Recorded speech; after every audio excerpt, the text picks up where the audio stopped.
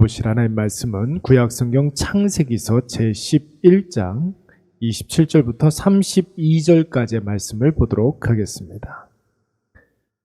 창세기 제11장 27절부터 32절까지의 말씀, 우리 다 같이 한 목소리로 함께 봉독해 올리도록 하겠습니다.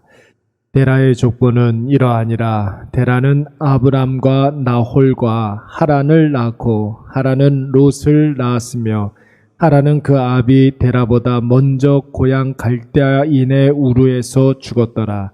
아브람과 나홀이 장가들었으니 아브람의 아내의 이름은 사레며 나홀의 아내의 이름은 밀가니 하란의 딸이요 하란은 밀가의 아버지이며 또 이스가의 아버지더라. 사레는 임신하지 못함으로 자식이 없었더라. 데라가 그 아들 아브람과 하란의 아들인 그의 손자 롯과 그의 며느리 아브람의 아내 사레를 데리고 갈대아인의 우르를 떠나 가나안 땅으로 가고자 하더니 하란에 이르러 거기 거류하였으며 데라는 나이가 205세가 되어 하란에서 죽었더라. 아멘. 오늘은 아브라함의 아버지 데라의 죽음에 대해서 한번 생각해 보도록 하겠습니다. 천지 창조로부터 시작되었던 창세기는 아담의 최초의 죄로 말미암아 큰 비극을 맞이하게 됩니다. 그 이후로 죄는 계속해서 심각해져만 갔는데 가인이 자신의 친동생 아벨을 돌로 쳐 죽임으로 죄가 더욱더 심화가 되었고, 그렇게 계속 전이되고 확장되던 이 죄가 노아의 시대에는 온 세상에 가득 차게 되었다고 했습니다. 이 하나님께서는 어떻게 하셨습니까? 대홍수 심판으로 세상을 심판하셨는데, 하나님은 이 엄청난 심판 속에서도 노아라는 다시 시작할 수 있는 씨앗을 남겨두셨습니다. 대홍수 심판 이후에 인류가 어떤 모습이었는지 우리는 이미 노아의 아들들을 통해서 묵상해 보지 않았습니까? 함의 자손들이 교만하여서 바벨탑을 쌓으려고 하자 하나님께서는 그들의 언어를 혼잡하게 함으로 그들을 흩어버리셨고, 셈의 자손들을 통해서는 인간의 수명을 감소시킴으로 말미암아 더 이상 죄를 짓지 아니하도록, 죄에 더 가까이 가지 못하도록 하나님께서 은혜를 부어 주셨습니다. 그렇게 숨가쁘게 달려왔던 창세기는 오늘 본문을 통해서 혼란스러웠던 제1부의 이야기가 마무리되고 있습니다. 근데 여러분, 오늘 창세기 1부의 대미를 누가 장식하고 있습니까? 아브라함의 아버지 데라가 장식하고 있습니다. 특별히 데라가 죽는 모습이 나오고 있는데, 데라의 죽음을 대해서 오늘 본문의 말씀에서는 몇 가지 중요한 의미를 이야기하고 있습니다. 데라가 왜 그의 고향 갈대아 우르를 떠나게 되었을까요? 직접적으로는 아들 아브라함에게 임하신 하나님께서 너희 친척 본토 아비의 집을 떠나라 이렇게 말씀하셨을 때 아들 아브라함과 함께 고향 땅을 떠난 것처럼 보이지만, 실질적인 이유는 여러분 28절 말씀에 둘째 아들 하란의 죽음 때문이었습니다. 여러분, 이 말씀에서 하란은 데라보다 먼저 갈대아 우르에서 죽었다고 하지 않았습니까?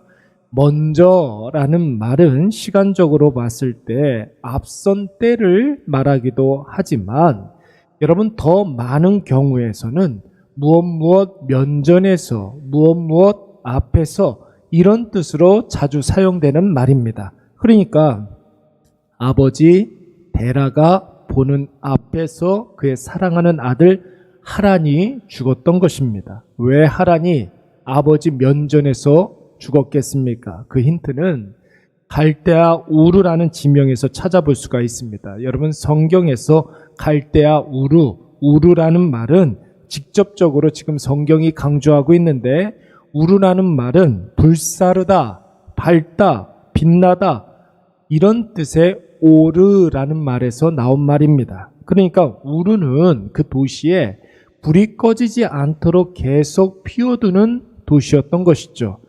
여러분, 이방 우상 가운데 불이 꺼지지 않도록 계속 밝혀두는 그런 우상이 있습니다. 이게 바로 몰렉 혹은 몰록이라고 이야기합니다. 여러분, 그 불이 꺼지지 않기 위해서 사람들이 어떻게 했느냐면 살아있는 어린 아이를 그 불구덩이 속에 던져서 그 불을 계속해서 유지하는 풍습이 있었던 거예요. 추정이지만 아마도 데라는 어쩔 수 없이 자신의 사랑하는 아들 하란을 그렇게 우상에게 제물로 바칠 수밖에 없었고, 자신이 보는 앞에서 이 아들이 죽어가는 것을 목격할 수밖에 없었던 것입니다. 여러분, 이 충격적인 일에 당한 그 데라가 망연자실에 있을 때 하나님께서 아브라함에게 고향을 떠나라 말씀하셨고, 데라도 두 번 생각하지 아니하고 그 비극의 도시, 자신의 아들을 집어 삼켜버린 그 우상을 떠나기로 작정했던 것입니다. 그런데 여러분, 정처 없이 고향 땅을 떠나서 다른 여행객이 다 그랬던 것처럼 하란이라는 곳에 도착하게 되는 것이죠. 여러분, 이 하란은 우르에서부터 약 1000km 정도 떨어진 그런 곳이었는데, 바벨론 지역에 있는 도시 문명과 지중해 지역에 있는 도시 국가들, 여러분, 이 두 문명을 이어주는 굉장히 중요한 도시였습니다. 그야말로 교통의 요충지라고 볼 수가 있죠. 그래서 데라와 아브라함이 하란으로 온 것은 하나도 이상한 일이 아니었습니다. 강줄기를 따라서, 그러니까 티그리스 유프라테스 강을 따라서 계속 북상하다 보면 하란에 도착할 수밖에 없습니다.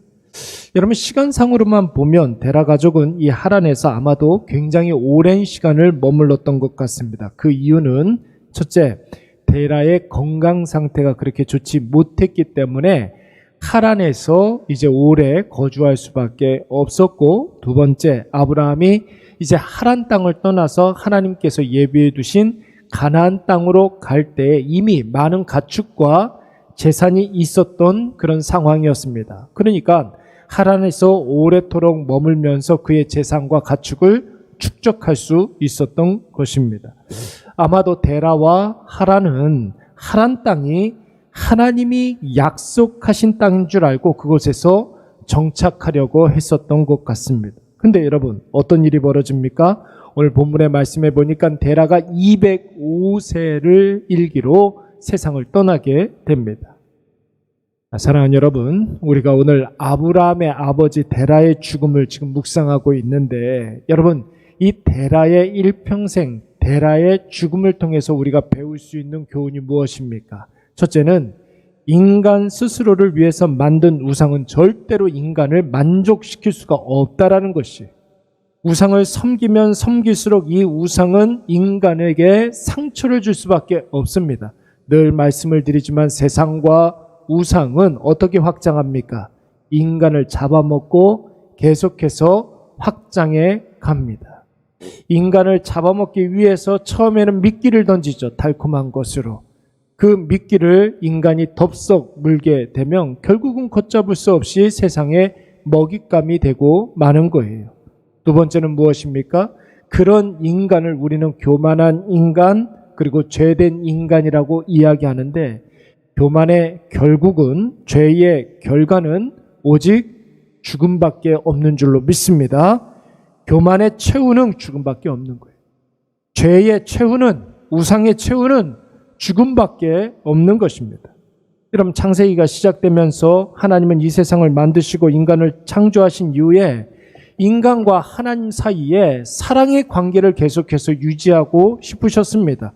그런데 여러분, 죄가 인간 세상에 들어오면서부터 모든 계획이 어그러지고, 죄가 들어옴으로 말미암아 무엇도 따라 들어왔습니까? 죽음이 따라오게 된 거예요. 죄의 결국은 죽음이기 때문에 그런 것이죠. 그래서 여러분, 창세기의 역사는 하나님께서 천지를 창조하신 그 사건을 제외하고는 거의 다 죽음의 연속이었습니다. 아담에게 고통스러운 죽음이 예고되지 않았습니까? 아벨이 처참한 죽음을 당할 수밖에 없었습니다. 아담의 계보를 소개할 때도 모든 자들의 죽음의 때를 밝히셨고 노아 시대의 사람들이 대홍수 심판으로 말미암아 다 죽어버리고 말았습니다. 홍수 이후에 하나님은 노아와 생명의 언약을 세우셨지만 그 이후로 인간은 죽음의 역사를 써내려갈 수밖에 없었고 오늘 급기야 창세기 1부의 마지막이 데라의 죽음으로 끝나게 됩니다.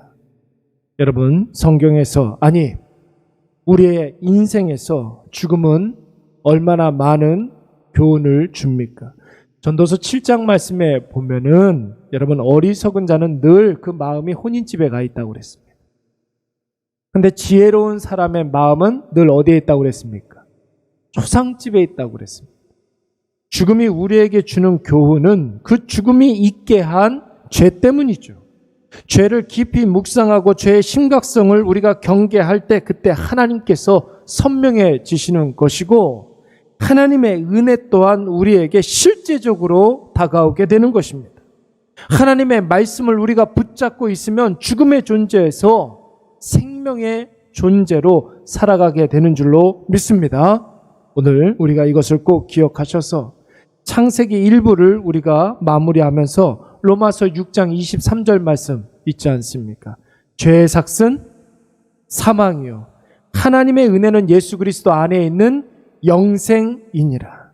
여러분 이 말씀을 꼭 기억하시기 바랍니다.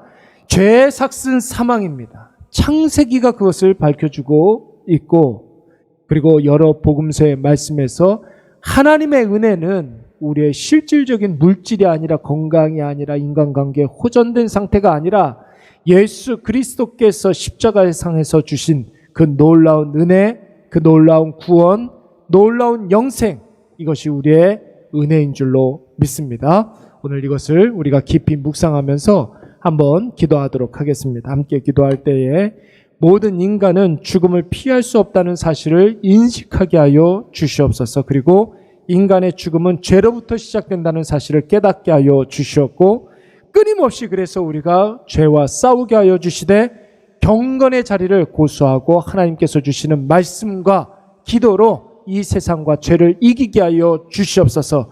죄의 삭은 사망, 하나님의 은혜는 예수 그리스도로 말미암는 영생이라는 사실을 꼭 기억하여서 이 말씀으로 오늘 하루도 승리하게 하여 주시옵소서. 우리 다 같이 한번 통성으로 기도하도록 하겠습니다. 사랑과 은혜가 충만하신 여호와 하나님 아버지